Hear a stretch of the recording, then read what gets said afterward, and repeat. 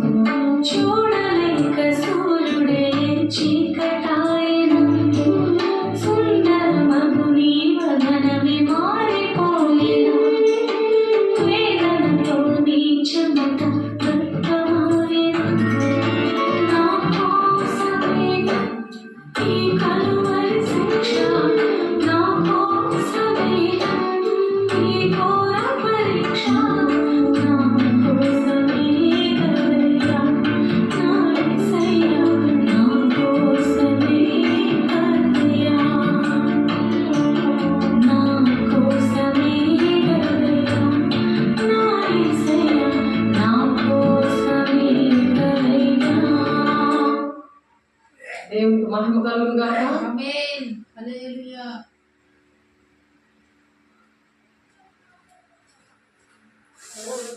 ఉపవాసం ఉన్నప్పుడు దేవుని కార్యాలన్నీ కూడా దేవుడు మన కోసము ఏ విధంగా తన రక్తాన్ని చిందించాడో, ఏ విధంగా అవమానపరచబడ్డాడో, కనికరం లేకుండా ఎలా తండ్రి చిత్తాన్ని నెరవేర్చడానికి విధేయత చూపించాడో, అటువంటి విధేయత కావాలని దేవుడు ఈరోజు మాట్లాడుతున్నారు. ఇర్మీయా గ్రంథము 4వ అధ్యాయం చూద్దాము. అవిధేయులై ఉండుట మానుకొని, అవిధేయులై ఉండుట మానుకొని అని చెప్తాడు. నీకోసం నా కోసం దేవుడు ప్రాణం పెట్టారు. ఆ విధంగా శిలువ ధ్యానము శ్రమ దినాలు కాదు, సంతోషపడే దినాలు. దేవుడు మన కోసం ప్రాణం పెట్టకపోతే, మనకు రక్షణ లేకపోతే మన పరిస్థితి ఏంటి? మనకు రక్షణ వచ్చిందని మనం ఎలాగ విధేయత చూపిస్తున్నాం, దేవుని మాటలు తండ్రి చిత్తము ఎలాగ తెలుసుకుంటున్నాం, తండ్రి చిత్తం ఏంటో అర్థం కాకుండా విధేయత చూపించలేరు. దేవుడు ఎందుకు, ఎవరి కోసం అలా ప్రాణం పెట్టాడు? ఈ మానవాళి రక్షణ కోసం. మత గ్రంథాలు అన్నిట్లో కూడా రాసున్నాయి ఆ విషయాలు. వేద గ్రంథాల్లో రాసున్న విషయాలు ఇవి. ప్రపంచం అంతటితో దేవుడు మాట్లాడుతున్న విషయాలు ఇవి. అవి ఎవరికైతే రక్షణ లేదో, వాళ్ళకి అర్థం కాలేనప్పుడు రక్షణ పొందుకొని సంతోషిస్తూ, దేవా నువ్వు నాకు రక్షణ ఇచ్చావయ్యా, నా కుటుంబానికి, నా గ్రామానికి, నా దేశానికి రక్షణ రావాలయ్యా, వాళ్ళ సుఖశాంతంతో ఉండాలయ్యా, దుష్టుడి నుండి, సాతాను నుండి విడుదల పొందుకోవాలయ్యా, అది వాళ్ళకి తెలియదయ్యా, వాళ్ళని ఆదుకోవడానికి నన్ను అభిషేకించండి, తండ్రి చిత్తాన్ని నెరవేర్చడానికి నన్ను అభిషేకించండి, నాకు మంచి సాక్ష్యం ఇచ్చావయ్యా, ఆ సాక్ష్యాన్ని నేను పోగొట్టుకున్నానయ్యా, నేను విధేయత చూపిస్తాను. విధేయత ఎప్పుడు చూపిస్తారో ఆ సాక్ష్యం మరలా దేవుడు ఇస్తాడు. దేవునికి మహిమ కాక మరలా అటువంటి అభిషేకం ఇస్తారంటున్నాడు. దేవుడు బిడ్డ, నువ్వు చింతిస్తున్నావేమో నేను ఏమి చేయలేనని, నాకు ఇన్ని సమస్యలు ఉన్నాయని, ఆ సమస్యలన్నీ కూడా దేవుడు విడిపిస్తానంటున్నాడు. నువ్వు ఎప్పుడైతే దేవుడు మాట వింటావో, దేవునికి విధేయత ఎప్పుడైతే చూపిస్తావో, నీ కుటుంబం విషయంలో, గ్రామం విషయంలో, ఇది ఎన్ని దేశాలు ఉన్నాయో ఆ దేశాలన్నింటిలో కూడా సమాధానం ఇస్తానంటున్నాడు దేవుడు. దానికోసమనే దేవుడు అటువంటి విషయాల కోసము, దేవుని అభిషేకం పొందుకోవడానికి, తండ్రి చిత్తాన్ని నెరవేర్చడానికి ఉపవాసం ఉంటున్నాం. మనం సంతోషిస్తూ దేవుడు మనకు రక్షించాడు కాబట్టి మనం ఒకరికి చెప్పేవారుగా, పెట్టేవారుగా దేవుడు ఆశీర్వదించాడు కాబట్టి ఆయన కలిగిన జనులు ధన్యులు, వారికి ఏమేమి పొదువైనదో చెప్తున్నాడు దేవుడు. కాబట్టి ఆ ధన్యత్వం మనకి ఇచ్చినందుకు ఎంతో సంతోషంగా దేవుడు పాదాలు పట్టుకొని గోజాడడానికి, దేవుడు ప్రతి కార్యము చేయడానికి ఇష్టపడుతున్నాడు. ఎప్పుడంటే విధేయత చూపించాలి. అవిధేయులై ఉండుట మానుకొని మీ దుష్టక్రియలు బట్టి ఎవడునూ ఆర్పివేయనంతగా నా ఉగ్రత అగ్ని వల్ల కాల్చుకుంటున్నట్లు. అవిధేయత ఉంటే ఏంటి వస్తుంది? నువ్వు రక్షణ పొందుకున్నా సరే ఎందుకు వస్తుంది ఉగ్రత? నేను ఎందుకు ఆ సమస్యలు వస్తున్నాయి? ఎందుకు నీకు కీడికాళ్ళు వస్తున్నాయి? దేవుడు హెచ్చరిక చేస్తున్నాడు, విధేయులై ఉండండి అని, దేవుని మాట వినండి అని. మానుకోమంటున్నాడు. విధేయులై ఉండటం మానుకొని అవిధేయులై ఉండడం మానుకోమంటున్నాడు. అవిధేయంగా ఉండే పనులన్నీ దేవుని ఆజ్ఞలు పాటించాలి. ఆయన ప్రేమించేవారు ఆయన ఆజ్ఞలు పాటించాలి. ఆ ఆజ్ఞలు పాటించినప్పుడు విశ్రాంతి దినంలో ప్రవేశిస్తారు. వాళ్ళు దేవుని మాటలు వినగలరు. వింటే కదా వస్తుంది, నేర్చుకుంటే కదా దేవుని బడిలోకి వచ్చి నేర్చుకోవాలి. భౌతికంగా అన్నీ నేర్చుకున్నారు కదా, మన భూ సంబంధం అన్నీ నేర్చుకున్నారు. ఇప్పుడు మన పరలోక సంబంధం, ఎప్పుడైతే దేవుళ్ళకి వచ్చామో మనము పరలోక సంబంధాలుగా మనం ఉండాలి. దేవుని రాజ్యాన్ని కడతా ఉండాలి. భూలోకంలో ఉండి దుష్టుడు ముట్టకుండా తను భద్రం చేసుకొని అందుకే ఆ విషయాల్లో మీరు భూ సంబంధులుగానే ఉండి మీ రాజ్యాలు కట్టుకోవడం కాదు, భూ సంబంధమైన వెతుక్కోవడం కాదు అని నేను మాట్లాడాను. మనం పరలోక సంబంధము, ఎందుకంటే మనం రక్షణ పొందుకున్నాము దేవుని యొక్క ఆ విలువైన అమూల్యమైన రక్తం ద్వారా. అవిధేయులు ఉండుట మానుకొని పరలోక సంబంధులుగా ఉండమంటున్నాడు. దాన్ని విధేయత చూపించడం అంట. పరలోక సంబంధులుగా ఉండాలి మనం. ఒక ప్లేన్ వెళ్తుంది అనుకోండి, ఆ ప్లేన్లో నుంచి చూస్తే ఒక మనిషి ఎలాగ కనబడతాడు, అలాగే నువ్వు అలా నిన్ను దేవుడు ఆ పరలోక సంబంధిగా నిన్ను గొప్ప చేయాలని ఆశపడుతున్నాడు. అనేక మందిని నువ్వు రక్షించడానికి నీకు అటువంటి అభిషేకం ఇచ్చాడు.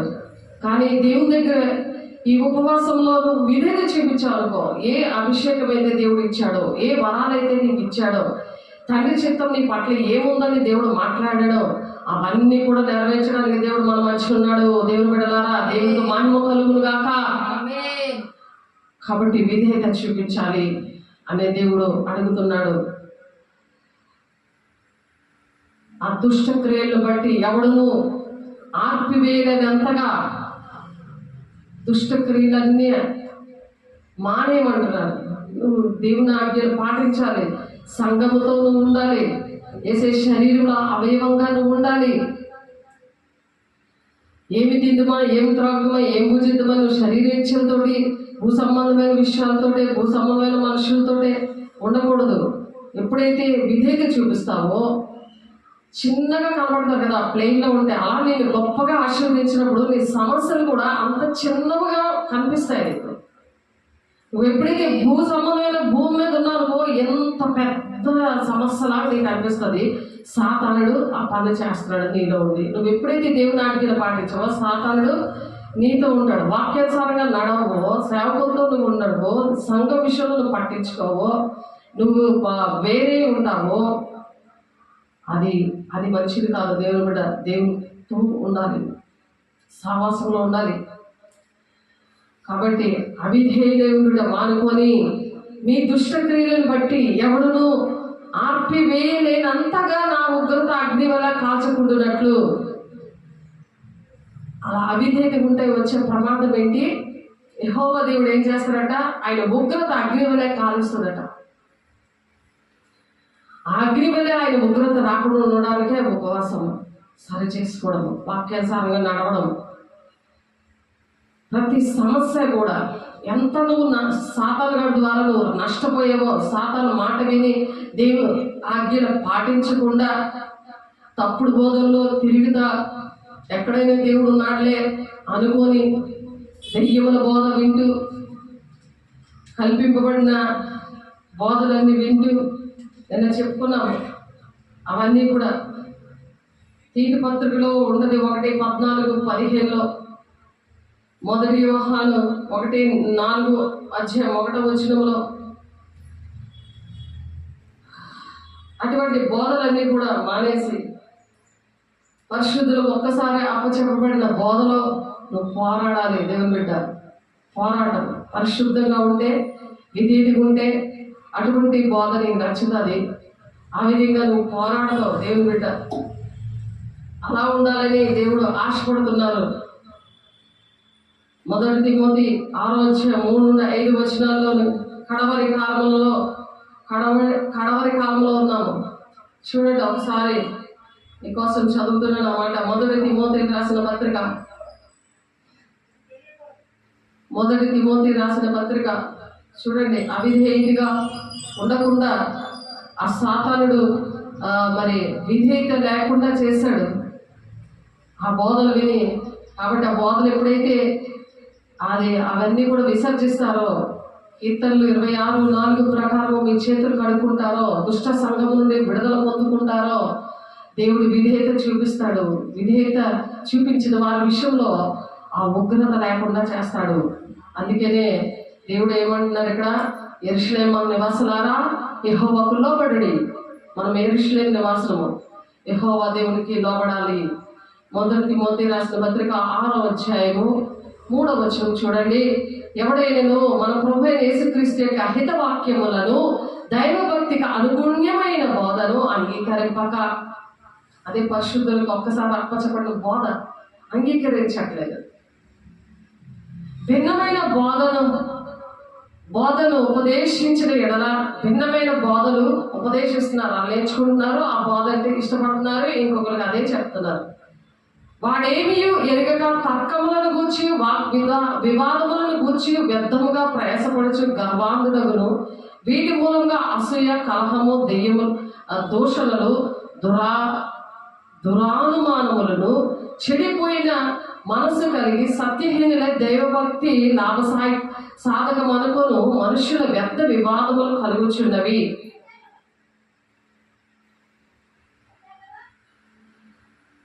సంతుష్టి సహితమైన దైవభక్తి గొప్ప లాభ సాధకమై ఉన్నది.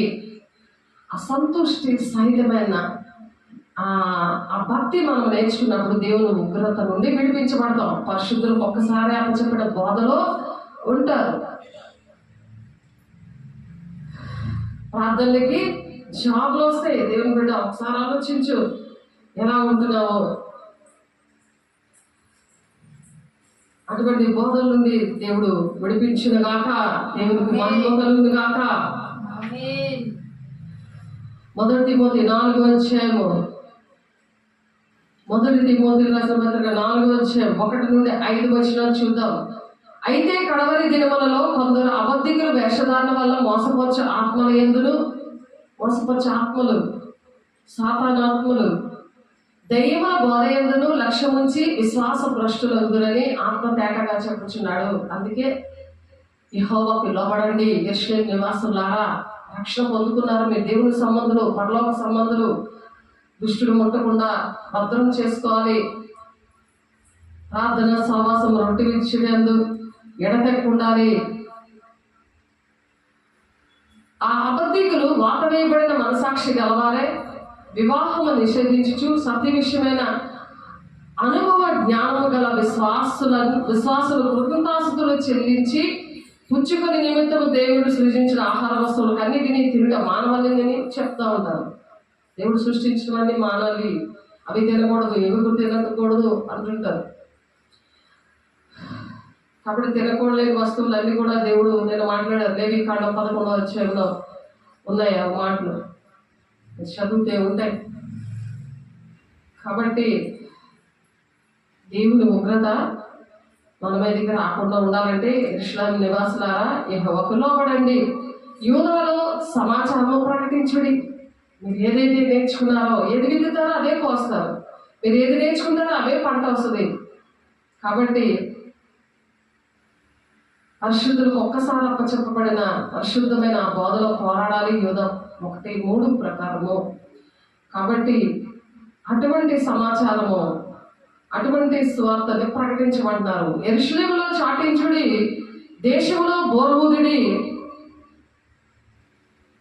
గట్టిగా హెచ్చరిక చేయుడి. యూట్యూబ్ ఛానల్ ఎందుకు అని అడిగింది సాతాను. అది ఎవరు చూస్తారు అని అడిగింది. ఇక్కడ దేవుడు ఏం చెప్తున్నారు? ఈ సమాచారం ప్రకటించండి, యెరూషలేములో చాటించండి, దేశంలో బోరబోదండి అని చెప్తున్నారు. గట్టిగా హెచ్చరిక చేయండి. ఎట్లాగా? ప్రాకారం గల పట్టణంలోనికి పోవునట్లుగా పోగైరండి. ప్రాకారం గల పట్టణంలోనికి దేవుని కంచి ఉంటుంది. పరలోక సంబంధమైన రక్షణ పొందుకున్నవారు యెరూషలేము నివాసులారా, అక్కడ ప్రాకారముల దగ్గరికి మీరు రండి. కంచి ఉంటుంది మీకు అక్కడ. మనం పరలోక సంబంధులము, దుష్టుడు ముట్టకుండా అలా భద్రం చేసుకోవాలి.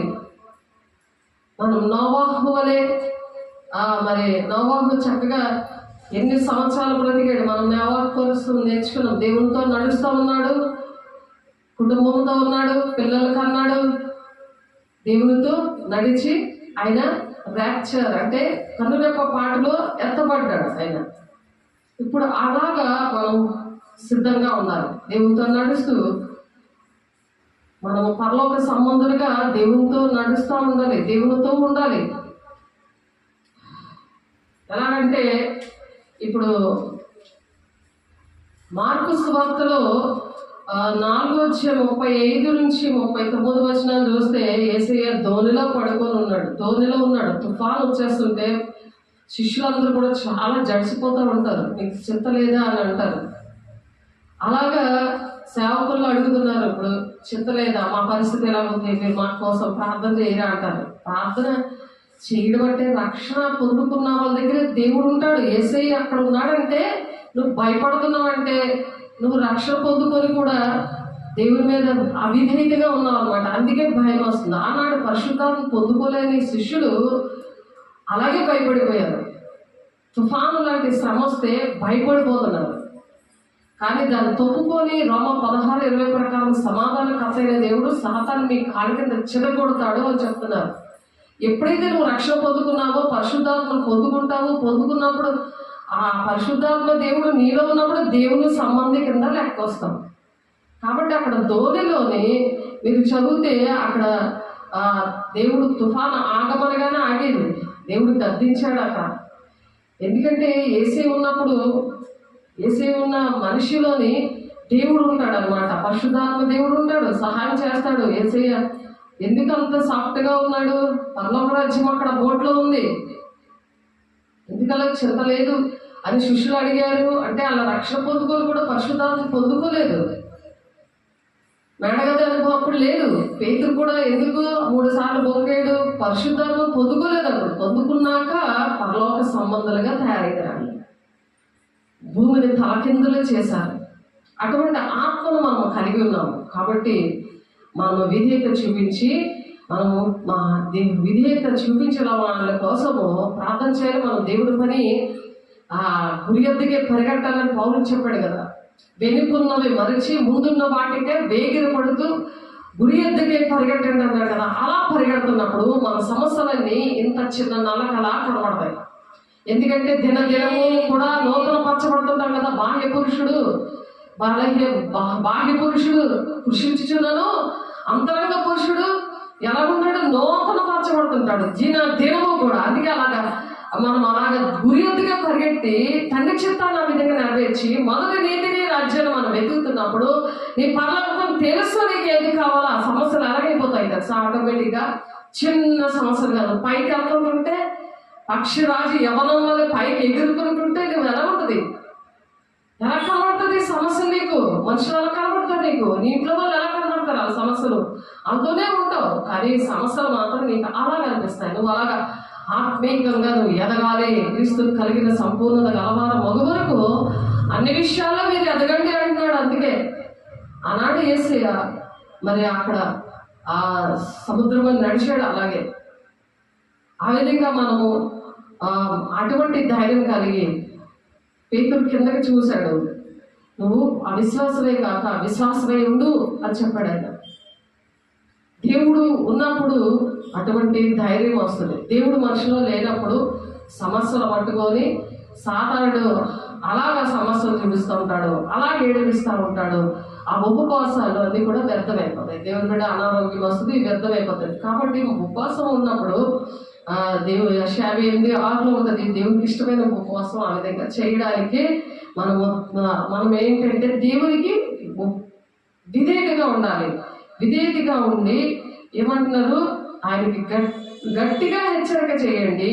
ఎట్లాగా ప్రాకారం గల పట్టణంలోనికి పోనట్లు పోగే రండి.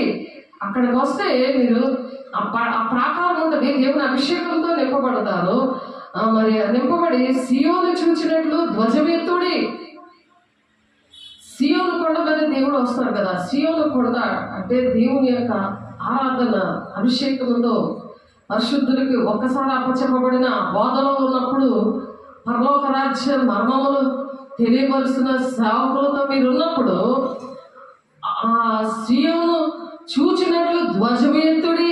అది సియోను పర్వతం అంటే అది దేవుడు ఉన్న స్థలం. అది దేవుడు ఉంటాడు కదా. అప్పుడు ఆ ధోనిలో దేవుడు ఉన్నాడు కదా. అందుకే కదా అది దేవుడు గద్దించగానే ఆగింది. అక్కడ దేవుడు యేసయ్య ఎక్కడ ఉన్నాడో అక్కడ దేవదూతలు ఉన్నారు, పరలోక రాజ్యం అక్కడ బోట్లో ఉంది. కానీ పక్కన ఉన్న వారికి అలజడగా ఉంటుంది. కానీ ఏ సమస్య వచ్చినా వాళ్ళు తబ్బిబ్బైపోతారు. కానీ నువ్వు దేవుని సంబంధం మాత్రం సాఫ్ట్గా ఉండాలి. ఆ దేవుడు ఉన్నాడు, నేను గురి ఎద్దుకే పరిగెట్టాలి, మొదటి నీతిని రాజ్యాన్ని నేను వెతకాలి. అలాగే నువ్వు వెతుకుతా ఉన్నప్పుడు దేవుడు ఏం చేస్తాడు? అలా విధేయత చూపించినప్పుడు నువ్వు నీ పట్ల దేవుడికి ఏ ప్రణాళిక ఉందో, నీకు ఏ అభిషేకం ఇచ్చాడో, నిన్ను సంఘంలో వేసే శరీరంలో ఏ అవయవంగా నిన్ను చేశాడో, ఆ ఏ పని అప్పు చెప్పాడో ఆ పని నువ్వు చేయాలి దేశం కోసం. కాబట్టి సీయోను చూచినట్లు ధ్వజమెత్తుడి, పారిపోయి తప్పించుకొనుటకు ఆలస్యం చేయకూడని చెప్పుడి. తప్పించుకొని వెళ్ళిపోవడానికి ఆలస్యం చేయొద్దు. యెహోవానగు నేను ఉత్తర దిక్కు నుండి కీడుని రప్పించుచున్నాను, గొప్ప నాశనము రప్పించుచున్నాను. కాబట్టి పొదలో నుండి సింహము బయలుదేరి ఉన్నది. ఎందుకంటే అవిధేయత చూపించినప్పుడు దేవుని ఉగ్రత ఎలా వస్తుందో ఆయన వివరిస్తున్నాడు ఆయన. కాబట్టి సరి చేసుకోవాలి. ఉపవాసం అందుకు సరి చేసుకోవడానికి తండ్రి చిత్తాన్ని నేను నెరవేరుస్తానయ్యా, నేను పరలోక సంబంధిని, నేను భూ సంబంధిని కాదు.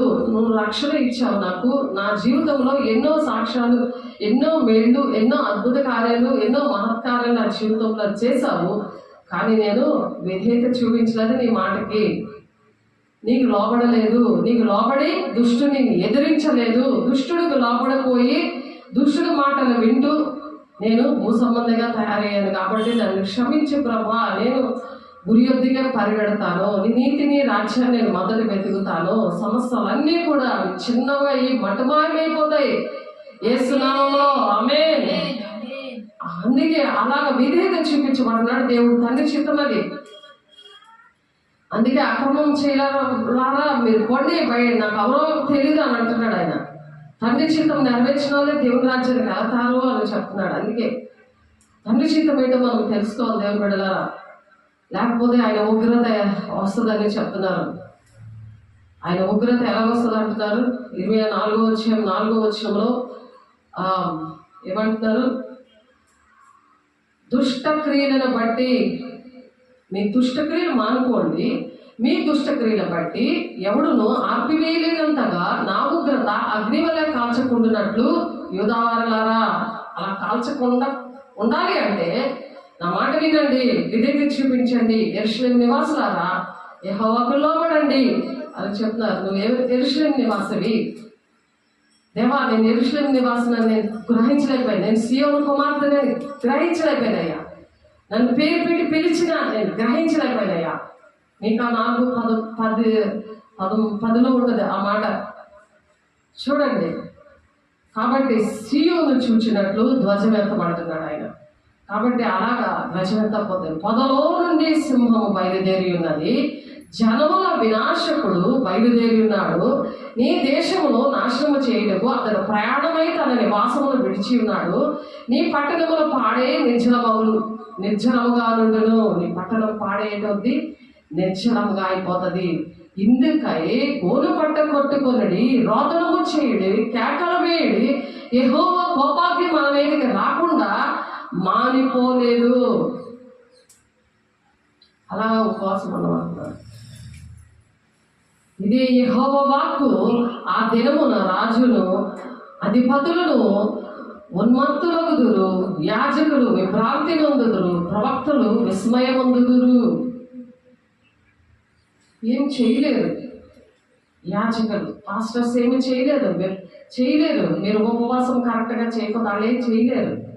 ప్రవక్తలు ముందుగా ప్రవచిస్తారు, ఇవి జరగబోతున్నాయి, మీరు ఇలా ఉండండి అని చెప్పినప్పుడు వినకపోతే దేవుని ఉగ్రత వచ్చేసాక వాళ్ళు ఎలా ఉంటారట? ప్రవక్తలు జరగబోయే సంగతులు చెప్పే అపోస్తుల బోధ ఇది. మీతో చెప్తున్నాడు, నాతో చెప్తున్నాడు, వినాలి. కాబట్టి అపోస్తుల బోధలో ప్రవక్తలట విస్మయం పొందుతారట, యాజకులు విభ్రాంతి పొందుతారట.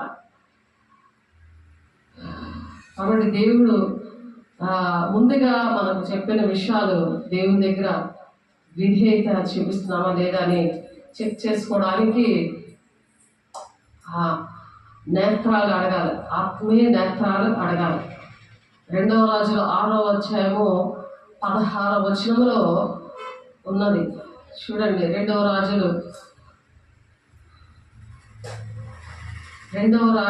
గ్రంథంలోని అక్కడ ఎలీషా కళ్ళు తెరవబడితే అక్కడ దైవజనుడు ఆ సేవకుడు చెప్తుంటే ఆ శత్రువుల నుండి విడిపించడానికి దేవుడు ఎప్పుడైతే మనం విధేయత చూపిస్తామో ఆత్మీయ నేత్రాలు తెలుస్తాడు ఆయన దగ్గర. ఆ విధంగా మనం ఉపవాసం ఉన్నప్పుడు ఆత్మీయ నేత్రాలు తెలుస్తారు. దేవుడు తెలిసినప్పుడు అక్కడ ఆ జ్ఞానేంద్రియాలు అనేవి ఓపెన్ అవుతాయి.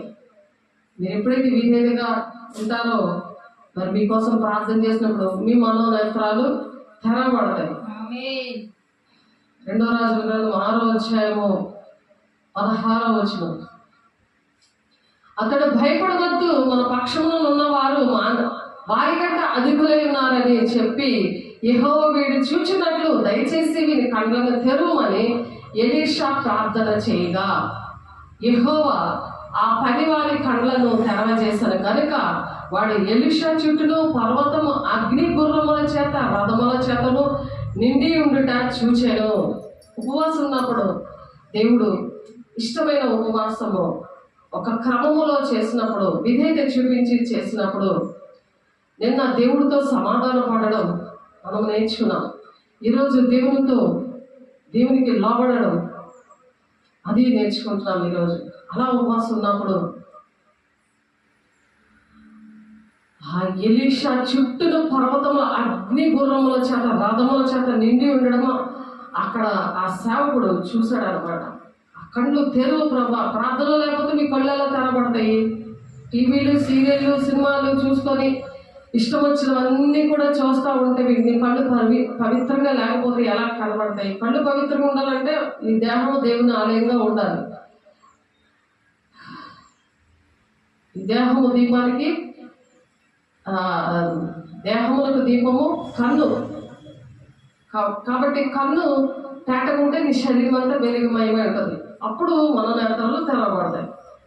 కాబట్టి పరలోక స్థానం నుండి దురాత్మను చూసి పరలోకమయ ప్రాజ్ఞ ఎలా కనబడింది? ఈయనకి పరలోక సంబంధిగా నువ్వు ఉండి సాతాను చూస్తావు. సాతానుడు నిన్ను ఏడిపిస్తున్నాడు. నీకు ఎంతమంది యుద్ధానికి వస్తున్నారు, ఎంతమంది ఎంత దుష్టుడు నిన్ను అలా భయపెడుతున్నాడు, సమస్యలను కూడా నిన్ను యుద్ధము చేస్తున్నాడు. ఇంట్లో తిరుగుబాటు, అసమాధానము, సమస్యలు, అప్పులు ఇవన్నిటి నుండి విడుదల ఇవ్వడానికి దేవుడు ఇష్టపడుతున్నాడు. అందుకనే భయపడవద్దు అని చెప్తున్నాడు. ఇక్కడ దైవజనుడైన అతను పనివాడు పెందల కడ లేచి బయటికి వచ్చినప్పుడు గుర్రములను రథములు గల సైన్యము పట్టణము చుట్టుకొని ఉండుట కనబడెను.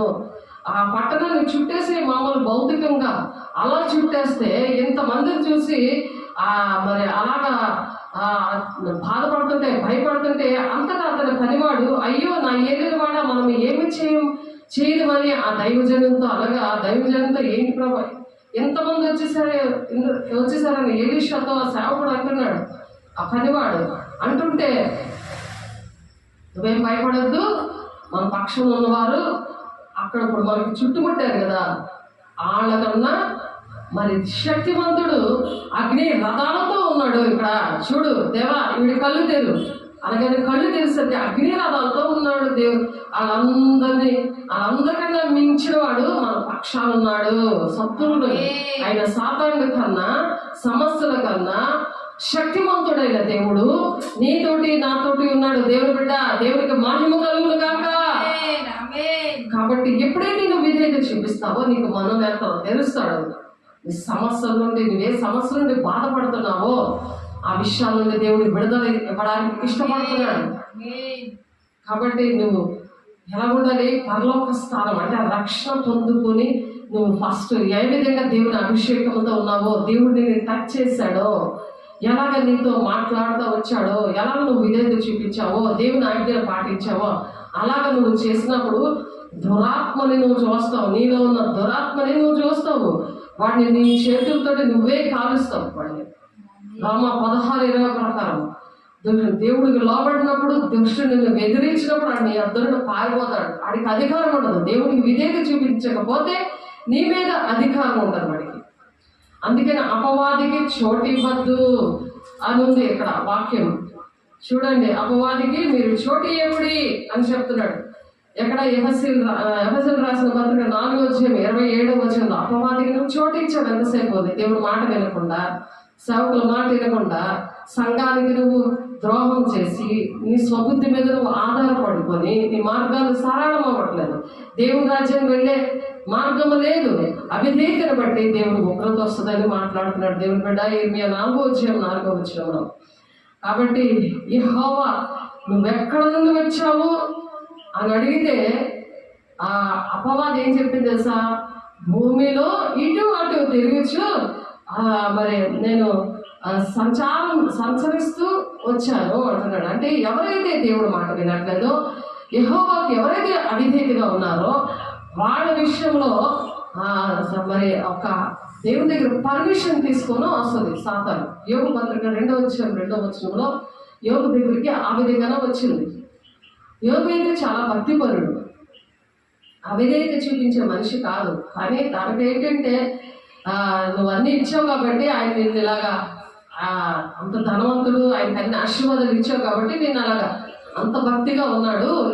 ఒకసారి నాకు ఛాన్స్ ఇయ్యు, నువ్వు అతని చుట్టూ కంచె తీసే, అప్పుడు చూడు నిన్ను ఎలా దూషిస్తాడో. నువ్వన్నీ అతను కొన్నవన్నీ నేను ఏ విధంగా పిల్లలు లేకుండా, ఆస్తి లేకుండా అన్నీ చేస్తాను, అనారోగ్యంతో ఆ శరీరం మీద అన్నిటి మీద నాకు అధికారమే, అప్పుడు అతను నిన్ను ఎలా దూషిస్తాడో చూడు అని అంటే, యెహోవా ఇచ్చిన యెహోవా తీసుకుని ఆయనకే స్తుతులు అన్నాడే కానీ అస్సలు దేవుణ్ణి దూషించలేదు. నువ్వు ఎన్నిసార్లు దూషించావు? దేవుడు నేను తేల్చుకుంటాం అనే దేవునితో వాదించి వారు ఎతికినా సరే దొరకరనందు వాక్యం. వాళ్ళు ఎక్కడున్నారో వెతికినా సరే వాళ్ళు దొరకరంట. యెహోవా కోసం వాదించిన వారి విషయంలో అలా వాక్యం చెప్తుంది. దేవునితో వాదించే వాళ్ళు ఇద్దరిని నేను చూశాను. అలా మేము దేవుడితో తేల్చుకుంటాం అని నా ఆత్మీయ పిల్లలు వాళ్ళు. కానీ వాళ్ళు లేకుండా వెళ్ళిపోయారు. వాళ్ళు అక్కడ ఎదుగుదామని ఇప్పుడు కనబడట్లేదు, అలా ఉన్నారు. ఎంత దేవుడు దీవించాడో, ఆత్మీయ నేతలు తెరిచి ఎన్ని ఆశీర్వాదాలు ఇచ్చాడో, కానీ అవన్నీ మళ్ళా తిరిగిస్తాను అంటున్నాడు దేవుని బిడ్డ. దేవునికి మహిమ కలుగు కాక దేవునికి విధేయత చూపించినప్పుడు నన్ను అడుగము, భూది గంతంలో వరకు నీకు స్వాస్థ్యముగానే నీకు సొత్తుగానే ఇస్తాను అంటున్నాడు. కీర్తన 2:8 నీకు సొత్తుగా ఇస్తాడు. దేవుడి రాజ్యంలో నువ్వు ఉంటే దేవుడు ఆ రాజ్యంలో దేవా నీ పని నేను చేస్తున్నాను, ఈ భూలోకంలో అంతవరకు నేను ఉన్నాను తండ్రి చిత్తం నెరవేర్చడానికి. పరలోక రాజ్యంలో మనల్ని అక్కడ తండ్రి అయిన దేవుడి ఇల్లు మనది. అసలు అది ఏంటి మన ఇల్లు? తండ్రి అయిన దేవుడి ఇల్లు పరలోక రాజ్యం. మన భూలోకంలో ఉంటూనే దేవుని ఇంటిలో ఉండాలి. భూలోకంలో ఉంటూ పరిశుద్ధాత్మ దేవుడు నీలో ఉంటే నీ ఇల్లు పరలోక రాజ్యం అయిపోతుంది.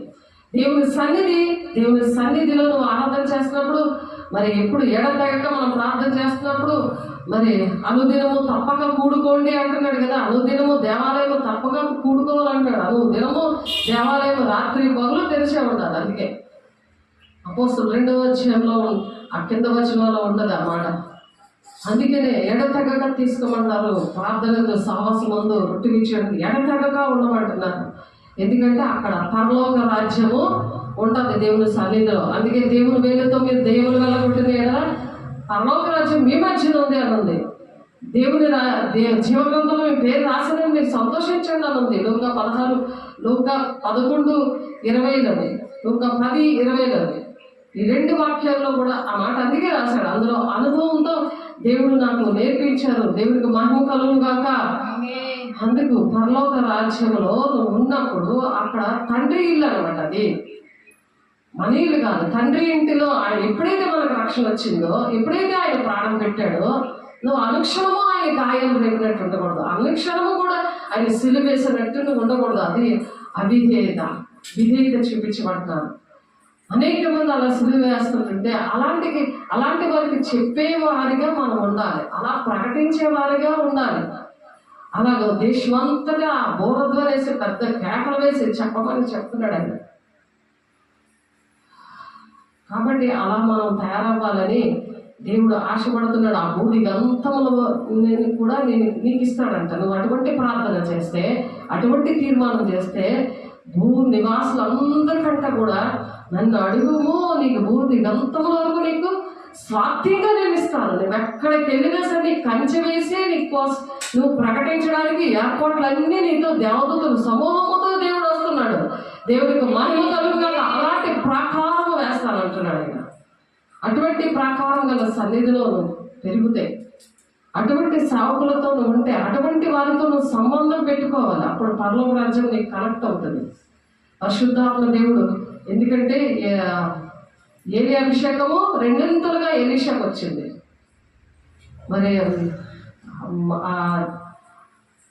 అలాగే అనేక మందికి అభిషేకము ఆ విధంగానే వచ్చింది. అర్థమవుతుందా? భక్తులు అభిషేకము ఆ విధంగా వస్తుంది, రెండింతలుగా వస్తుంది ఒక్కొక్కరు అభిషేకం. ఆ భక్తుల అభిషేకము ఆనాడు ఆది కాండంలో వచ్చి వెళ్ళిపోతుంటది, కానీ యేసయ్య మన కోసం ప్రాణం పెట్టాక నిత్యము ఉంటుంది.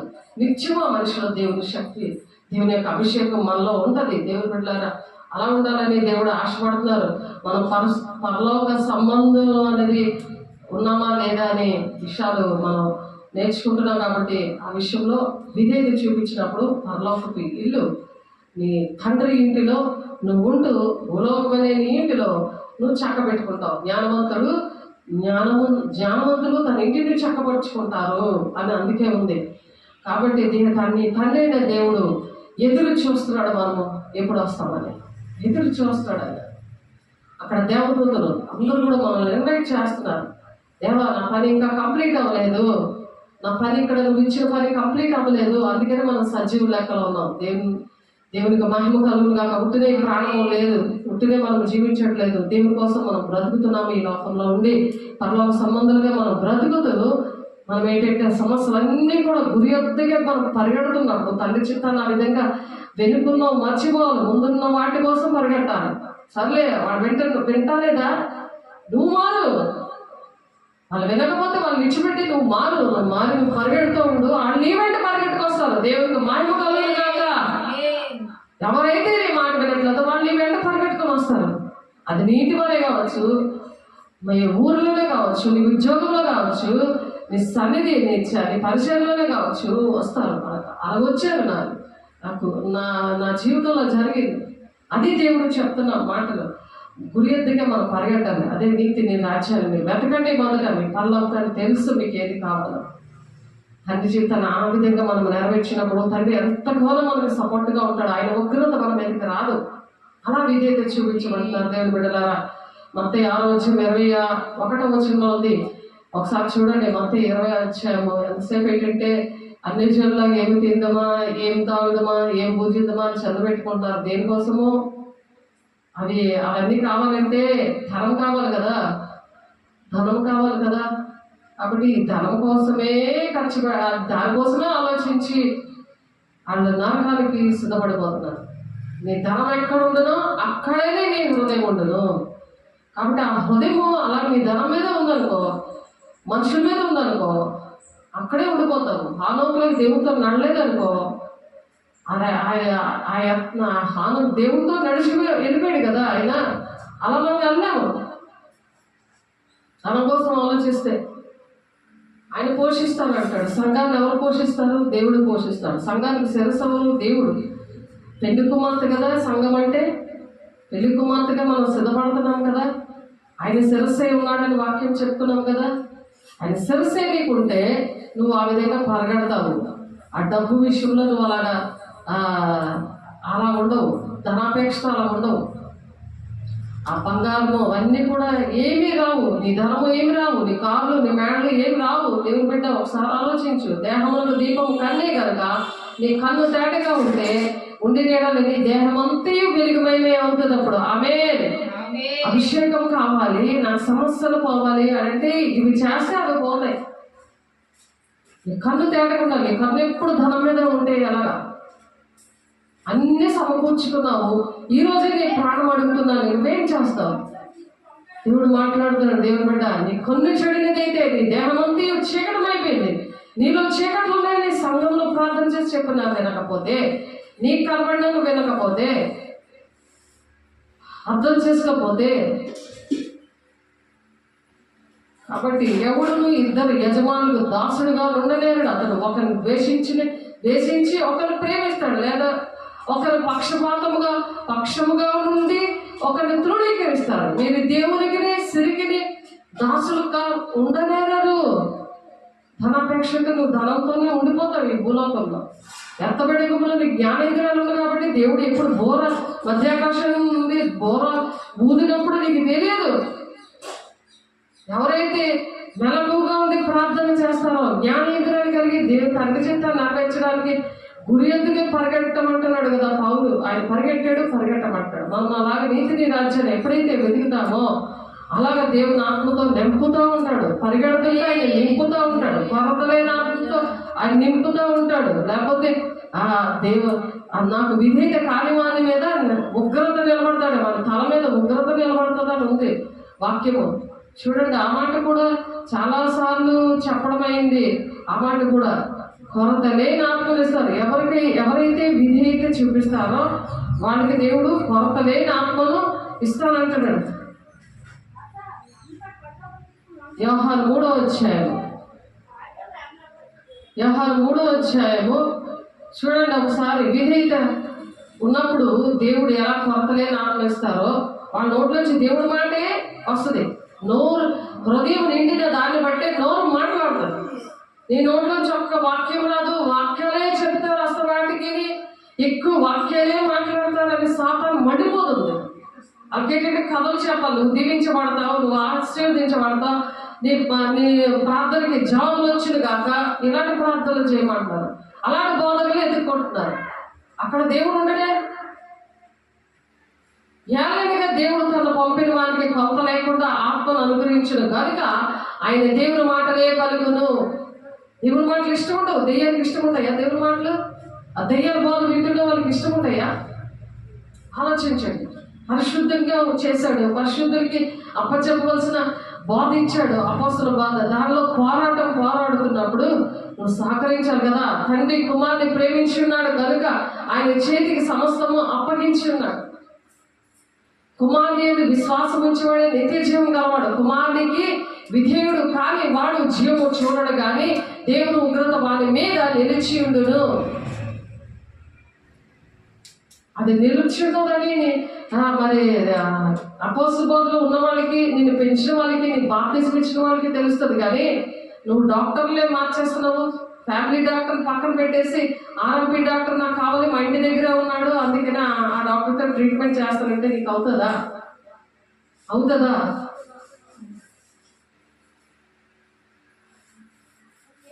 సంవత్సరాలు గడిచిపోయి నీకు జవాబులు రావు. దేవుని బిడ్డ, వ్యర్థమైన ఆరాధన, వ్యర్థమైన ప్రార్థనలు నేను వినను అంటున్నాడు కదా ఆయన. యెషయా 1:15 వినను అంటున్నాడు. విధేయత చూపించాలి దేవుని రాజ్యానికి రావడానికి. దేవుని బిడ్డ, యోహాను 3:13 మనం పరలోకంలో ఉన్నట్టుగా దేవుడు మాట్లాడుతారు. 3:15 చూడండి ఒకసారి. యోహాను సువార్త 3:15 అలాగే విశ్వసించే ప్రతివాడును నశింపక ఆయన ద్వారా నిత్య జీవం పొందినట్లు మనుష్య కుమారుడు ఎత్తబడవలను. ర్యాప్చర్లో ఎత్తబడతాడు మనుష్య కుమారుడు. దేవుడు లోకమును ఎంతో ప్రేమించాడు కాగా ఆయన అద్వితీయ కుమారుడు పుట్టిన వాని యందు విశ్వాసం ఉంచి ప్రతి వాడు నశింపక నిత్య జీవం పొందినట్లు ఆయన మనకు అనుగ్రహించాడు. ఆయన ఎందుకు అనుగ్రహించాడు? అనుక్షణము వ్యాధం రేపడానిక. మనం పరిశుద్ధంగా ఉండి మన కుటుంబాన్ని, గ్రామాన్ని, మన సంఘాన్ని, దేశాన్ని మనము రక్షించుకోవాలని దేవుడు ఆశపడుతున్నాడు. దేవుడు బిడ్డ, లోకము తన కుమారుని ద్వారా రక్షణ పొందుడికే కానీ లోకమునకు తీర్పు తీర్చాడు. దేవుడు ఆయనను లోకమునకు పంపించాడు. అందుకనే లోకానికి తీర్పు తీర్చే దినాల్లో ఉన్నాం మనం. ఆయన యందు విశ్వాసం ఉంచే వారికి తీర్పు తీర్చబడదు. విశ్వాసం లేదు, నిరీక్షణ లేదు. ఒక అమ్మాయి చేశారని అమ్మాయికి దర్శనం ప్రవేశం వచ్చింది. నీకు విశ్వాసము నిరీక్షణ ఉన్నదని దేవుడు చెప్తున్నారు అని చెప్పారు ఆమెకి. ఆ తిరుగుబాటు చేయడము, అనుక్షణము తిరుగుబాటు చేయడము, ధనాపేక్షతో విశ్వాసింపని వాడు దేవుని అద్వితీయ కుమారుని నామోదు విశ్వాసం ఉంచలేదు కనుక వానికి ఇంతకు మునిపే తీర్పు తీర్చబడను. విశ్వాసం ఉంచలేదు కాబట్టి ఇంతకు ముందే నీకు తీర్పు తీర్చేసి రెడీగా ఉంచాడట. ఆ తీర్పు ఇదే. వెలుగు లోకంలోకి వచ్చారు కానీ తమ క్రియలు చెడ్డమైనందున మనుషులు వెలుగును ప్రేమింపక చీకటనే ప్రేమిస్తున్నారు. చీకట కౌలించుకొని పడుకుంటున్నారు. ఎక్కడికి వెళ్తావు దేవుని బిడ్డలు? ఇదే చూపించకపోతే ఉంటేనే ఉపవాసం ఉంటే పుట్టినే ప్రార్థన చేస్తుంటే చీకటి సంబంధమైన సంఘానికి పారిపోతుంటే ఎలాగా? దుష్కార్యము చే ప్రతివాడు వెలుగును ద్వేషించును, తన క్రియలు దుష్క్రియలుగా కనబడినట్లు తన వెలుగునొద్దకు రాడు. దుష్క్రియలు వెలుగు దగ్గరికి వస్తే దుష్క్రియలు కనబడతాయి, చక్కగా తేటగా కనబడతాయి. అందుకే రారు, వెలుగు దగ్గరికి రారు. ఎందుకు రారు? తమ దుష్కార్యము చేయి ప్రతివాడు వెలుగును ద్వేషిస్తాడు. వెలుగు సంబంధాలు ఇష్టం ఉండరు, పరలోక సంబంధాలు ఇష్టం ఉండరు.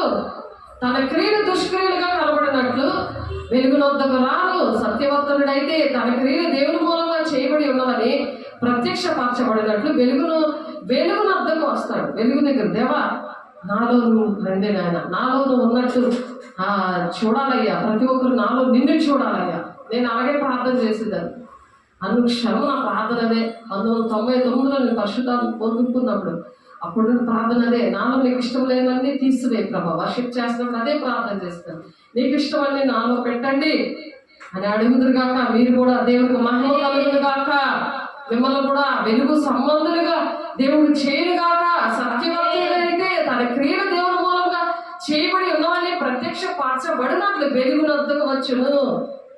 నాలో యేసేని చూశారు, బాప్తిసం ఇచ్చినప్పుడు చూశారు. ఇంకా 10లో జనగుడిలో మూల స్టేషన్ దగ్గర బాప్తిసం ఇచ్చినారు, చూశారు. ఇక్కడ ఆరాధన చర్చి, ఆ చర్చ్ అంతా దుష్టుడు ఆవరించేశాడు. ఎందుకు?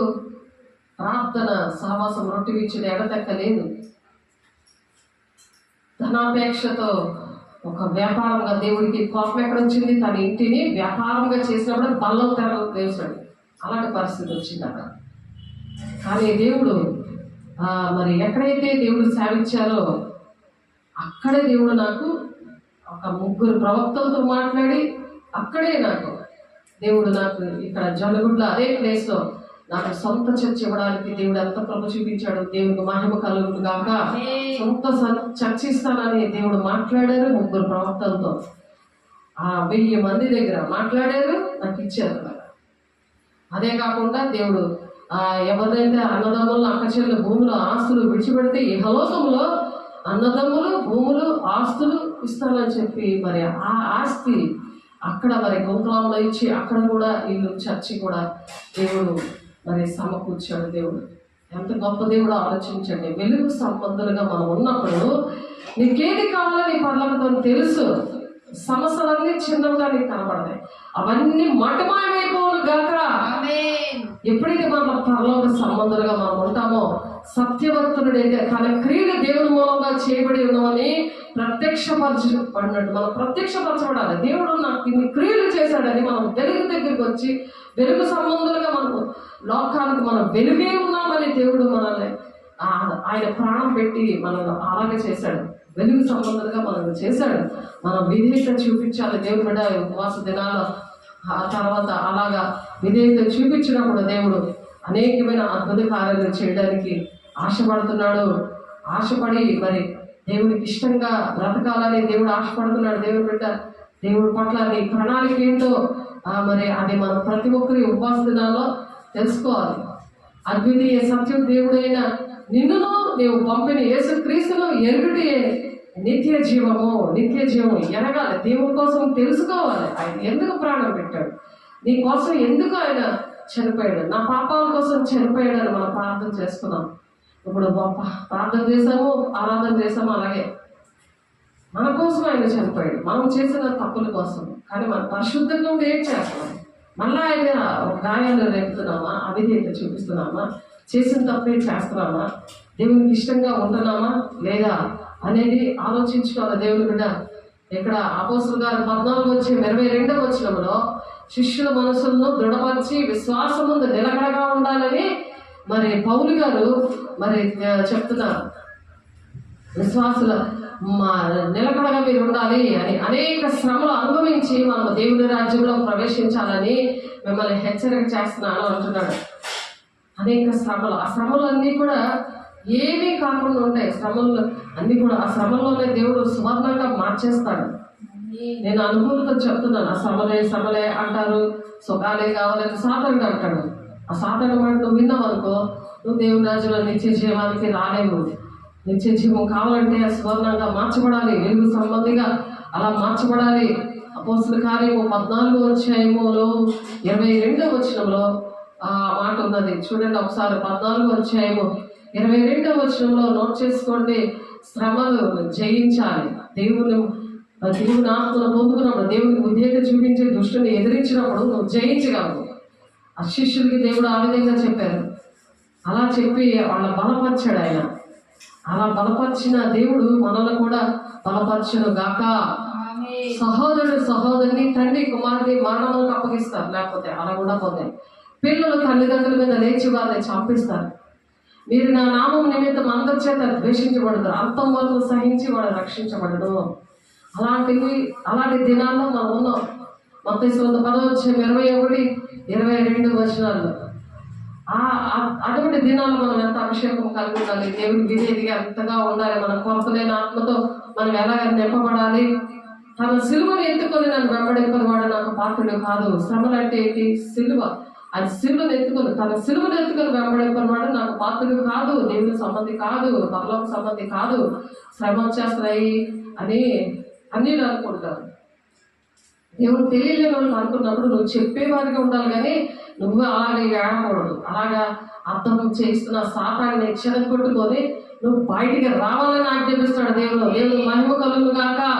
అప్పుడు యేసు తన శిష్యులు చూచి, ఎవడైనా నన్ను వెంబడింపగోరిన తన్ను తాను ఉపేక్షించుకొని తన సిలువను ఎత్తుకొని నన్ను వెంబడింపవలను. మత్తయి 16:24లో దేవుడు అక్కడ రాయిస్తున్నారు మన కోసం. ఇదే గాక ధనవంతుడు పరలోక రాజ్యంలో ప్రవేశించడం కంటే సూర్య బజ్యములో ఉండే దూరుట సులభమని మీతో చెప్పుచున్నాను. ఎప్పుడైతే నువ్వు శ్రమలను తట్టుకోలేకుండా మరి దేవుడు విడిచిపెడతావో, సంఘాన్ని విడిచిపెడతావో, ఇది కాక ధనవంతుడు పరలోక రాజ్యంలో వెళ్ళడు. నీ డబ్బులు వేస్ట్ అయిపోతున్నాయి అన్ని భూలకు సంబంధమైనవి ఆలోచించేలాగా ఆ దెయ్యాల బాధ దగ్గరికి, అనుకూలమైన బాధల దగ్గరికి మరి పరిగెట్టే పరిస్థితులన్నీ కూడా అలాంటి కాలంలో అటువంటివి అన్నీ కూడా చూపిస్తూ ఉంటాడు. మత్తయి 19:24 వచనంలో ఉంది, రాసుకోండి, సరి చేసుకోండి, వాక్యం పట్టుకొని. నీ కన్ను నిన్ను అభ్యంతరపరిచిన దాన్ని తీసివేయము, 2 కన్నులు కలిగి నరకంలో పడవేయబడ్డ కంటే ఒంటి కన్ను కలవాడవే దేవుని రాజ్యంలో ప్రవేశించుట నీకు మేలు. ఏంటి చూస్తున్నావు? దేవుణ్ణి చూస్తున్నావా, ధనాన్ని చూసుకుంటున్నావా? ఇప్పుడు అదేంటది నేర్చుకో యాప్ వచ్చింది. అన్ని అందులో చూసుకొని నేర్చుకోవడమే. సాతాన్నే ఆశ్రయిస్తున్నారు.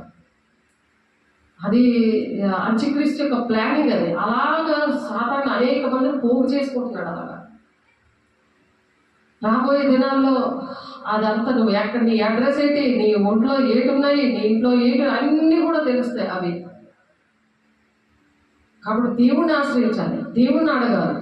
మనుషుల్లో అడిగినట్టు అది టెక్నాలజీ అలాగా పెంచుతున్నాడు. దేవుడు ఇచ్చిన జ్ఞానము సాతానునికి వాడుతున్నాడు మనుషులు.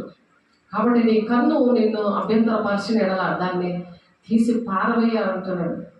ఎంత ప్రమాదం! అగ్నిలో పడదాం వల్ల కన్ను లేకుండా చక్క దేవుని రాజ్యంలో ఉంటే అక్కడ కళ్ళు అన్నీ ఇస్తాడు దేవుడు. ఈ భౌతికమైన కళ్ళు పోతే ఏం లాభం? ఆయన మహిమతో నింపబడి ఆయన రూపంలో ఉంటాము మనం. ఆయన రూపంలో ఎవ్వరు మనం పోల్చుకోలేదు. అలా ఉంటామని వాక్యం చెప్తుంది.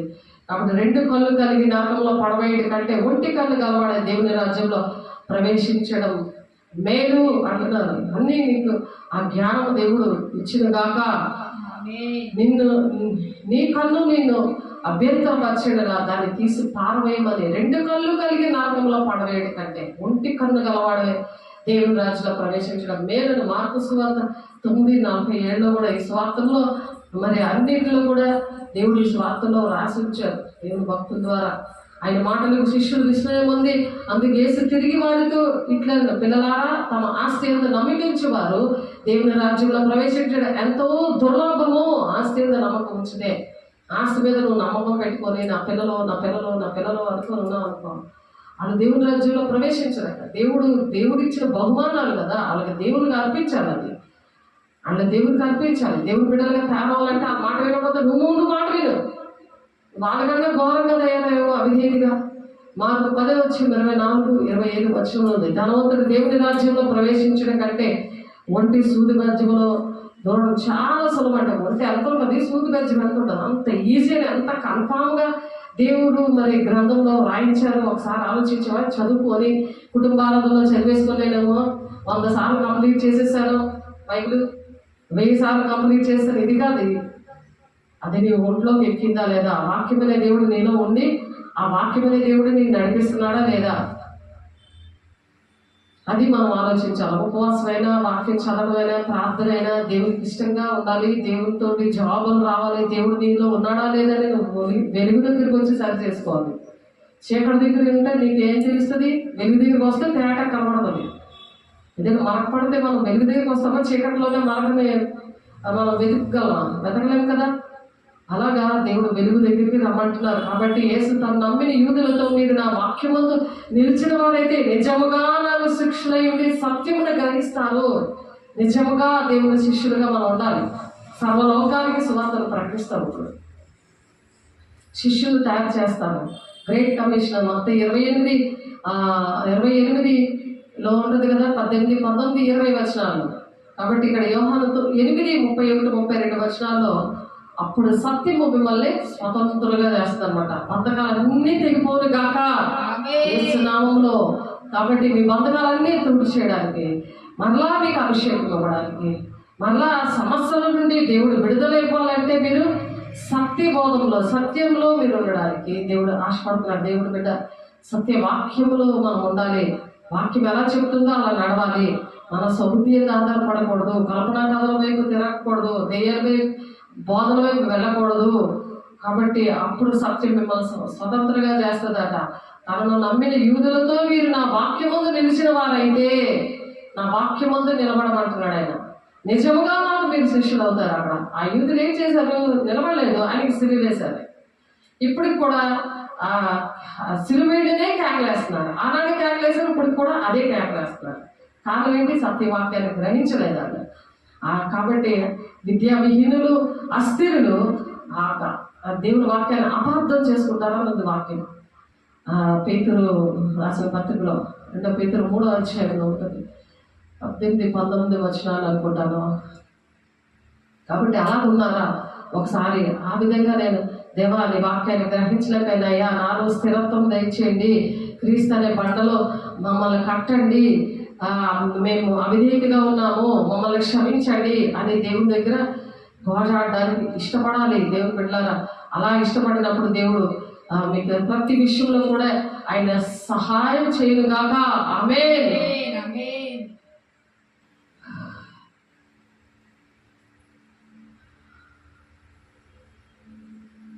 ప్రియులారా, మీరు ఈ సంగతులు ముందుగా తెలుసుకుని ఉన్నారు కనుక మీరు నీతి విరోధుల తప్పు బోధల వల్ల తొలగింపబడి మీకు కలిగిన స్థిర మనస్సును విడిచి పడిపోకుండా కాచుకొని ఉండండి.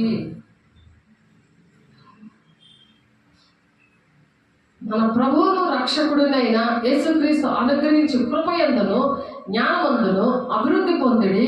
ఆయనకి ఇప్పుడును యుగాంత దినము వరకును మహిమ కలుగునుగాక. ఆమేన్. ఎందుకు చెప్తున్నారంటే వీటిని గూర్చి తన పత్రికల్లోనూ బోధించుచున్నాడు పౌలు. ఇవన్నీ కూడా అన్ని పత్రికల్లో కూడా బోధిస్తున్నాడు ఆయన. బోధిస్తూ అయితే వాటిలో కొన్ని సంగతులు గ్రహించడం కష్టమైనవి, వీటిని విద్యావిహీనులు, అస్థిరులైన వారును తక్కిన లేఖనంలో అపార్థం చేసుకున్నట్లు తమ స్వకీయ నాశనములకు అపార్థము చేయుదురు. వాళ్ళు స్వకీయ నాశనం తెచ్చుకుంటారు. దేవుడే ఇలా చేశాడు అంటారు. సాకులు ప్రార్థన చేయలేదు వాళ్ళు, వాళ్ళ కోసం వాళ్ళే ప్రార్థన చేసుకుంటున్నారు, నన్ను పట్టించుకోకుండా గురి అందుకే పరిగెడుతున్నారు. వాళ్ళు సాతానుడు వాళ్ళకి ప్రేరేపిస్తుంటుంటే వాళ్ళు అలా అపార్థం చేసుకుంటున్నారంట. అస్థిరులు. నువ్వు స్థిరంగా ఉండాలి. దేవుని బిడ్డ క్రీస్తు అనే బండ మీద నిన్ను చెక్కాడు ఆయన. క్రీస్తు అనే బండ మీద నిన్ను చెక్కాడు. కానీ నువ్వు ఏ విధంగా ఉన్నావు? మరలా నిన్ను దేవుని బిడ్డగా చెక్కును గాక. ఆమేన్. మరియు మన ప్రభువు యొక్క దీర్ఘశాంతము రక్షణార్థమైన దాన్ని ఎంచుకుని అలాగ మన ప్రియ సహోదరుడైన పౌలు కూడా తనకు అనుగ్రహింపబడిన జ్ఞానము చెప్పన మీకు రాసి ఉన్నాడు. ఆ జ్ఞానము సంపాదించుకున్నాడు పౌలు. ఒకప్పుడు హింసకుడు, దూషకుడు, హానికరుడు. కాబట్టి ప్రియులారా, మీ కొరకు మీరు కనిపెట్టేవారు కనుక శాంతము గలవారా, ఆయన దృష్టికి నిష్కలంకులుగాను నిందారహితంగాను కనబడినట్లు జాగ్రత్త పడి విధేయత చూపించినప్పుడు ఆ విధంగా జాగ్రత్త పడతాం. అయినను మనం ఆయన వాగ్దానం బట్టి కొత్త ఆకాశంలో కొరకును కొత్త భూమి కొరకును కనిపెట్టించున్నాము, వీటి యొక్క నీతి నివసించును. అది పరలోక రాజ్యం. నువ్వు నీతిగా ఉన్నప్పుడు ఆ రాజ్యంలో ప్రవేశించడానికి ఇక్కడే పరలోక రాజ్యం అనే దేహము దేవుని ఆలయంగా నువ్వు పెట్టుకొని పరలోక సంబంధిగా ఉండాలి. కాబట్టి దేవుని దినము రాకడ కొరకు కనిపెట్టించు, దానిని ఆశతో అపేక్షించు, మీరు పరిశుద్ధమైన ప్రవర్తనతో భక్తితోను ఎంతో జాగ్రత్త గలవారై ఉండవలను అంటున్నాడు. పరలోక సంబంధుల కోసం ఇలాగా జాగ్రత్తగా ఉంటున్నామంటున్నాడు. ఇవన్నీ ఇట్లు లైవైపోవును అని కనుక ఆకాశంలో రగులుకొని లైవైపోవునట్టు పంచభూతాల మహావేడముతో కరిగిపోవునట్టు దేవుని దినము రాకడ కొరకు కనిపెట్టుకొని ఉండాలి. జ్ఞానేంద్రియం లేకపోతే ఎలా కనిపెడతావు? అయితే ప్రభు దినము దొంగ వచ్చినట్లు వచ్చును. నువ్వు అవిధేయతగా ఉంటే నీకు దొంగలా వచ్చినట్టు ఉంటుంది. అంటే నువ్వు హృదయం అనే తలుపు వేసుకోలేదు, అందులో సాతానుడు ఉన్నాడు అనమాట, బంధించబడి ఉన్నాడు ఆ హృదయంలో. దేవునికి నీ హృదయం తెరిచావనుకో, ఆయన నీ హృదయంలో నివసిస్తాడు. అప్పుడు నీకు దొంగలాగా రాడు ఆయన. నీకు తెలుస్తాయి, జ్ఞానేంద్రియాలు ఉన్నాయి కాబట్టి రేపేటి జరుగుతాయో తెలుస్తాయి. నీ విషయాలు కదా, పక్కింట్లో ఏటి జరుగుతాయి, ఉద్యోగంలో ఏటి జరుగుతాయి, మన సన్నిధిలో ఏటి జరుగుతాయి, మన జీవితంలో కుటుంబంలో ఏటి జరుగుతాయి, అన్నీ కూడా దేవుడిని తెలిపించారు కదా, అన్నీ కూడా దేవుడు మాట్లాడాడు కదా. అటువంటి అనుభవాన్ని పోగొట్టుకొని మరలా దేవుడు విధేయత చూపించినప్పుడు దేవుడు వారి కోసం దొంగలా రాడు. ఎవరైతే అవిధేయులుగా ఉంటారో వాళ్ళ విషయంలో ఆయన దొంగలాగా వచ్చినట్టు, అంటే సడన్గా ఆయన వచ్చేస్తాడు. అమ్మో దేవుడు వచ్చాడని గుండెలు బాదుకుంటారు ఉంది ఆ ప్రకటన 1:7 ఆయన పొడిచిన వారిని చూస్తారట, రొమ్ము కొట్టుకుంటారు ఆయన చూశాను అంతే. కాబట్టి దేవుడు అటువంటి వారికి అవిధేయతగా ఉన్న వారికి దొంగలాగా వస్తారనమాట. కాబట్టి ఆ దినం ఆకాశములు మహాధ్వనితో గతించిపోతాయి, పంచభూతములు మిక్కటమైన వేటంతో లైవైపోతాయి, భూమి దాని మీద ఉన్న కృత్యములన్నీ కూడా కాలిపోతాయి. ఈ ఆకాశం ఈ భూమి ఉండదు. కాబట్టి కొందరు ఆలస్యంగా ఎంచుకున్నట్టు ప్రభు తన వాగ్దానం గురించి ఆలస్యం చేయబడి కాడు. పరలోక రాజ్యము మనకి ఇచ్చిన వాగ్దానం, అది ఆలస్యం చేయడు. కాబట్టి కానీ ఎవడూ నశింపవాలని చెప్పక అందరూ మారు మనసు పొందాలని కోరుచు మీ ఎడల దీర్ఘశాంతం గలవాడై ఉన్నాడు. ఎంత గొప్ప దేవుడో చూసారా, పక్కన కూడా నశించుకోకూడదని ఆయన రాక ఆలస్యమైంది, అందుకే దీర్ఘశాంతంతో ఉన్నాడు ఆయన. విధేయత చూపించి ప్రార్థన చేసుకోవడానికి, ఉపవాసం ఉండడానికి. కాబట్టి దేవునికి విధేయత చూపిద్దాం. 2 పేతురు గ్రంథంలో 3వ అధ్యాయంలో ఈ మాటలోనే పరిశుద్ధ ప్రవక్తల చేత పూర్వమందు పలకబడిన మాటలను ప్రభువైన రక్షకుడు మీ అపోస్తుల ద్వారా ఇచ్చిన ఆజ్ఞలు మీరు జ్ఞాపకము చేసుకొని వలన విషయమును మీకు జ్ఞాపకము చేసి నిర్మలమైన మీ మనస్సులను రేపుచున్నాను అంటున్నాడు. మనం మనుషులు నెమ్మదిగా ఉన్నారు, భయమేమీ లేదా అని అనుకుంటారట. 1 దశలోనికి పత్రిక 5వ అధ్యాయంలో ఉంటుంది ఆ మాట. కానీ అలాగా దొంగలా వస్తుందని 2 పేతురు 3వ అధ్యాయంలో ఉంది. కాబట్టి మనం సిద్ధంగా ఉండాలి దేవుని రాజ్యంలో ప్రవేశించడానికి. మనం దేవుని రాజ్యంలోనే ఉన్నాం, దేవుని సంబంధులుగానే ఉన్నాం, కానీ దేవుని పని నిమిత్తం భూలోకంలో ఉన్నాం. దేవుని ఇల్లు తండ్రి ఇంటిలో ఉన్నాం మనం. అప్పుడు పరలోక రాజ్యము మన మధ్యనే ఉంది అని ఉంది వాక్యం. కాబట్టి పరలోకమందున్న మా తండ్రి మీ నామం పరిశుద్ధపరచబడును గాక, మీ రాజ్యం వచ్చును గాక అనే రోజు అది పరలోక ప్రార్థన శిష్యులకు అందుకే నేర్పించాడు మేము ఎలా ప్రార్థన చేయాలంటే. అటువంటి ప్రార్థన మనం ఎందుకు చేస్తాం? పరలోక రాజ్యం మన మధ్యలో ఉంది కాబట్టి ఆ మధ్యలో ఉన్నప్పుడు మనం ఎలా ఉండాలి? భూమిలో భూ సంబంధమైనవి మనకు టచ్ అవ్వకూడదు, పరలోక సంబంధంలాగే ఉండాలి. నేను పరలోక సంబంధిని, నేను పరలోకంలో ఉన్నాను అన్నట్టుగా మనం ఉండాలి. అప్పుడు దేవునితో మనం కనెక్షన్ ఉంటుంది. దేవా నేను ఇదిగో ఈ పని చేసుకొని నేను పరలోక రాజ్యానికి వస్తున్నాను అని సిద్ధపడడానికి దేవుడు దీర్ఘశాంతంగా ఉన్నాడంట. ఆ విధేయత చూపించడానికి ఆయన దీర్ఘశాంతంగా ఉన్నాడు. సహోదరులారా, ఆ కాలంలో గురించి ఆ సమయంలో గురించి మీకు వ్రాయనక్కర్లేదు. రాత్రి వేళ దొంగ ఎలాగ వచ్చినో అలాగే ప్రభు దినము వచ్చినని మీకు బాగుగా తెలియను. లోకులే నెమ్మదిగా ఉంది, భయమేమీ లేదని చెప్పుకొని చుండగా గర్భిణీ స్త్రీకి ప్రసవ వేదన వచ్చినట్లు వారికి ఆకస్మికంగా నాశనము తటస్థించుడు కనుక వారు ఎంత మాత్రము తప్పించుకొనలేరు. సిద్ధంగా ఉండలేనోళ్ళు గర్భిణీ స్త్రీకి ప్రసవేదన అలాగే వస్తుందో వస్తాడు ఆయన. అక్కడ మేఘారుడే ఆయన వస్తున్నప్పుడు ఆ బోర శబ్దం వెళ్ళేవి అత్తబడే గుంపులో ఉండలేవు. అక్కడ పాటలో ఎవరు సిద్ధంగా ఉంటారో వాళ్ళ దేవుడు తీసుకెళ్ళడానికి వస్తున్నాడు, ఆయన రానే ఉన్నాడు. అందుకే దేవుడు దీర్ఘశాంతం కలిగి ఉన్నాడు. సహోదరులారా, ఆ దినము దొంగవలే మీ మీద వచ్చుటకు మీరు చీకటిలో ఉన్నవారు కాదు, మనం వెలుగు సంబంధం కదా. కాబట్టి వీరందరూ వెలుగు సంబంధంలో పగటి సంబంధంలో ఉన్నారు. మనము రాత్రి వారము కాదు, చీకటి వారము కావున ఇతరుల వలె నిద్రపోక మెలకుకోండి, మత్తులు కాక ఇందము. నిద్రపోవారు రాత్రి వేళ నిద్రపోవద్దు, మత్తులుగా ఉండేవారు రాత్రి వేళ మత్తుగా ఉండరు. మనం పగటి వారమై ఉన్నాము కనుక మత్తులు వేయక విశ్వాసము ప్రేమ అనే కవచము, రక్షణ నిరీక్షణ శిరస్నామము మనం ధరించుకోవాలి. రక్షణ, దేవుడు రక్షణ ఇచ్చారు కదా, వేసే ప్రాణం పెట్టారంటే ఆయన కోసం ఏడడానికి కాదు, ఒకసారి తలంచుకొని దిద్దుబాటు చేసుకోవడానికి. దేవా నన్ను ఇలా రక్షించావు, నువ్వు నన్ను ప్రాణం పెట్టినంతగా నన్ను ప్రేమించావు, నేను ఏం చేస్తున్నాను నీ కోసం, నీ మాట వినకుండా నీ గాయాలు ఎందుకు రేపుతున్నాను అని దానికోసం ఏడాలి. అర్థమైందా? అందుకు ఏడాలి, అందుకు ఉపవాసం ఉండాలి.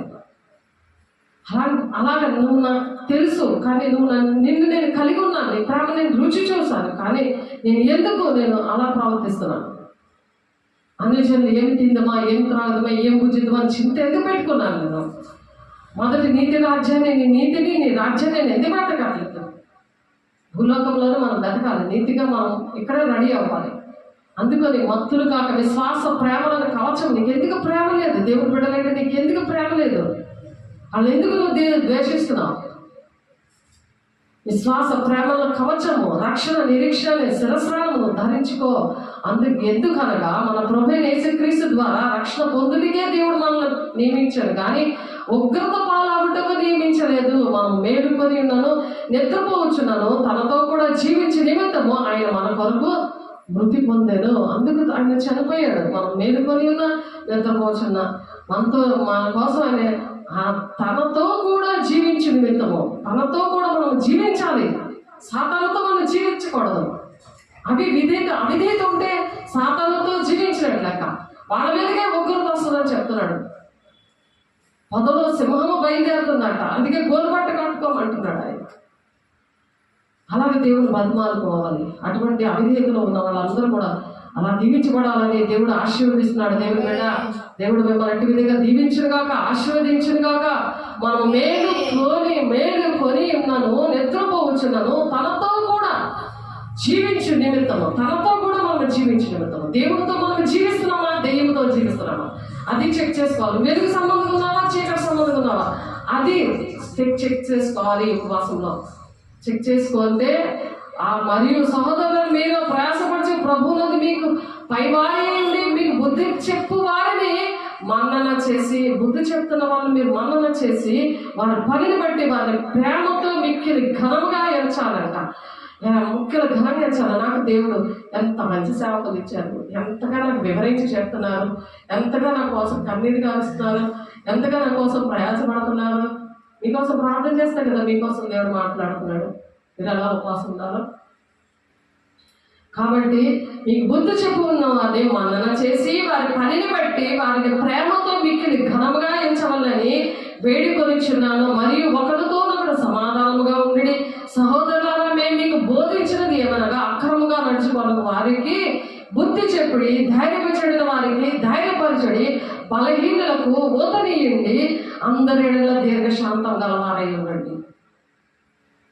ఆయన దీర్ఘశాంతంగా వేచి ఉన్నాడు కదా పెళ్లి కుమార్తె కోసం. కాబట్టి పెళ్లి కుమార్తె సంఘం కూడా ప్రతి ఒక్కరిని సిద్ధపరచబడుతున్నారు. మచ్చ, ముడత, రాగు ఏమీ లేకుండా నిష్కలంకురాలుగా దేవుని యొక్క ప్రియురాలు జయించి వారిని ఆయన సింహాసనం మీద కూర్చోబెడతాడు. పెళ్లి కుమార్తెను, సంఘం అనే పెళ్లి కుమార్తె. నువ్వు ఎక్కడ ఉన్నావు దేవుని బిడ్డ? ఒకసారి ఆలోచించి, ఎవరు కీడులకు ప్రతి కీడు ఎవరికైనా చేయకుండా చూచుకునడి. మీరు ఒకరి ఎడల ఒకడు మనుషులందరి ఎడలు ఎల్లప్పుడూ మేలైన దాన్ని అనుసరించి నడుచుకునడి. ఎడతెగక ప్రార్థన చేయండి. ప్రతి విషయమందును కృతజ్ఞతాస్తుతులు చెల్లించండి. ఈలాగు చేయట యేసుక్రీస్తునందు మీ విషయంలో దేవుని చిత్తము.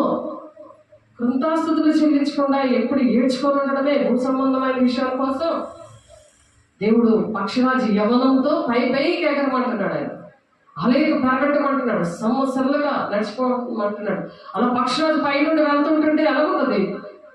చిన్నగా ఉంటాయి, మనందరం చిన్నగా కనబడతాం మనం ఎగురుతున్నప్పుడు. అలా పక్షిరాజు యవనం యెషయా 40:31 ఉందన్నమాట.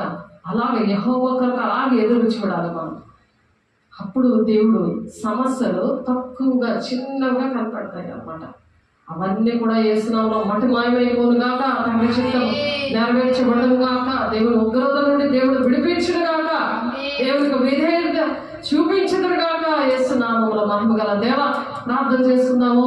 దేవుని దగ్గర అడగండి. దేవుని బిడ్డ ప్రతి ఒక్కరు కూడా సరి చేసుకోండి. దేవుని నామమును మహిమ తెస్తాను ప్రభా. నా పట్ల నీకున్న చిత్తాన్ని నెరవేర్చండి ప్రభా. నీ మహిమతో నింపండి ప్రభా, నీ అభిషేకంతో నింపండి ప్రభా.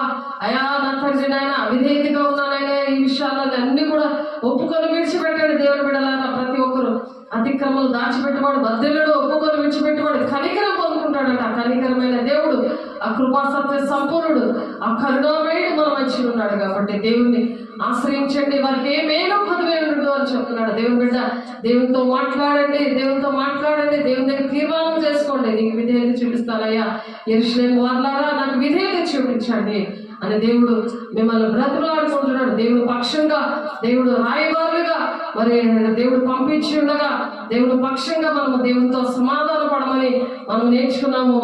2 కొరింథీ 5:20 దేవునితో సమాధాన పడండి, దేవునితోనే విధేయత చూపిస్తాను ప్రభా. అలా నేను ఉపవాసం ఉంటున్నాను ప్రభా. నా మొర ఆలకించండి, జవాబులు దయచేయండి, నీ సాక్షిగా నిలబెట్టుకోండి అయ్యా.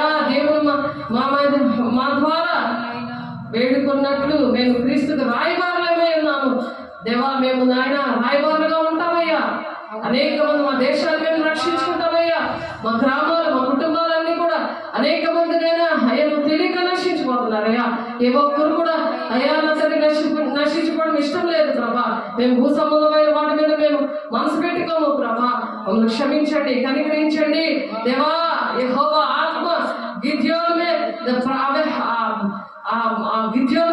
ఎటువంటి ఆత్మ వచ్చిందో అతను ఘోరం ఊదినప్పుడు అయ్యా ఎబినేజర్ మీద, ఆ కుటుంబం మీద ప్రభా అయ్యా ఏ విధంగా కుమ్మరించావు అట్టి ఆత్మను కుమ్మరించండి యేసునామములో ప్రభా. నీ మహిమతో నింపండి, కొరతలేని ఆత్మతో నింపండి. నీ మహిమతో ప్రతి ఒక్క బిడ్డ కూడా నింపబడాలి గాక యేసునామములో ప్రభా. అయ్యా నా తండ్రి మేము పైనున్న వారమని చెప్తున్నాము. యోహాను 8:23 ప్రభా. అయ్యా మేము పైనున్న వారము, ఈ లోక సంబంధులు, నేను ఈ లోక సంబంధులు కాను అది నా ప్రభా. నాయన నువ్వు అన్నాడు చెప్పావు ప్రభా. మేము కూడా నీ సంబంధులే ప్రభా, మేము పరలోక సంబంధం ప్రభా. నన్ను పంపిన వాడు నాకు తోడై ఉన్నాడు, ఆయనకి ఇష్టమైన కార్యం నేను ఎల్లప్పుడూ నేను చేస్తాను కనుక ఆయన నన్ను ఒంటరిగా విడిచిపెట్టలేదు. అయ్యా తండ్రి నన్ను 1000 మందిగా చేసావయ్యా, నీకు వందనాలయ్యా. అయ్యా మనుషులు 1000 మందిగా చేసావయ్యా, ఒంటరిగా అయ్యా మమ్మల్ని ఉంచలేదు ప్రభా. నానా విధములమైన అన్య బాధల చేత తిరగబడుకుడి. భోజన పదార్థాలు ఇవి మంచివి కాదు, కృపను బట్టి మంచివన్నీ భోజనం బట్టి ప్రవర్తించేవాడు అయ్యా తండ్రి నాయన ఆ ప్రవర్తన లేకుండా చేయండి ఆయన. ఏమి వారికి ప్రయోజనం లేదని చెప్తున్నావు నాయన. అయ్యా Hebrewలు 13:9 ప్రభా అయ్యా నాకు ప్రవర్తించుకుంటా ప్రభా. అయ్యా నా తండ్రి నాయన ప్రార్థన సహవాసం రొట్టె వీర్చుండేది ఎడ తెగకండి ప్రభు. అయ్యా జ్ఞానేంద్రాలునైనా మరి నాయన ఎలీషా ప్రార్థన చేసినప్పుడు ఏ విధంగా జ్ఞానేంద్రాలు తెరచాలో ప్రతి ఒక్క బిడ్డకి యేసునామములో జ్ఞానేంద్రాలు తెరవబడును గాక, నీ అభిషేకంతో నింపబడును గాక యేసునామములో. నీ మహిమ గల నామములో పైన వాటిని వెతకాలి గాక. భూ సంబంధమైన వాటి మీద మనసు పెట్టుకోకుండా ప్రభా పక్షరాజు యవనముతో మీరు నింపి అయ్యా తండ్రి నీ సాక్షిగా వినాలు పెట్టుకుంటున్నందుకు నీకు మహిమ ఘనత ప్రభావాలు చెల్లించేవారుగా మమ్మల్ని దీవిస్తున్నందుకు, ఆశీర్వదిస్తున్నందుకు, మమ్మల్ని కొరతలేని ఆత్మతో నింపి మరి పంపిస్తున్నందుకు వందనాలు స్తోత్రాలు చెల్లిస్తూ యేసయ్య పరిశుద్ధ నామములో బ్రతిమలాడి వేడుకుంటున్నాము తండ్రి. ఆమేన్. తండ్రి యొక్క దీవెన, కుమారుని యొక్క కృప, పరిశుద్ధాత్మ యొక్క నిత్య సహవాసము సదా కాలము ప్రతి ఒక్కరికి తోడేడి నడిపించును గాక. ఆమేన్. ఆమేన్. దేవుడికి మహిమ కలుగును గాక. దేవుడు మిమ్మల్ని దీవించి ఆశీర్వదించును గాక. ఆమేన్.